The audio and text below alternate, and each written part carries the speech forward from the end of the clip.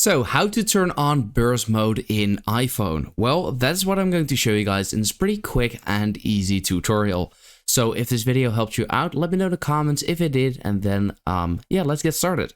So when I, for example, hold my thumb on the photo button, then it doesn't really do the, burst mode. It just records as if I were to record a regular video. Now, how can we actually fix that? You want to go to your settings and you want to go search for the camera settings.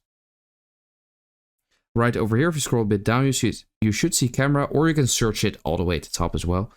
But once you are here you can see a setting which is currently disabled for me, and it says use volume up for burst.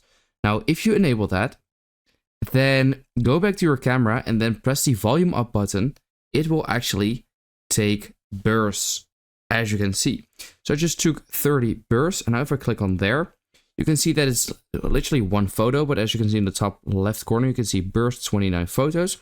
At the bottom, you can see select, and here you can actually view all of the bursts you've taken, and then you can, for example, select one you would like to sort of like as the thumbnail. So yeah, that's basically it. That's how to turn on burst mode on iPhone. I hope this video helped you out. Let me know in the comments if it did, and then I will see you next time.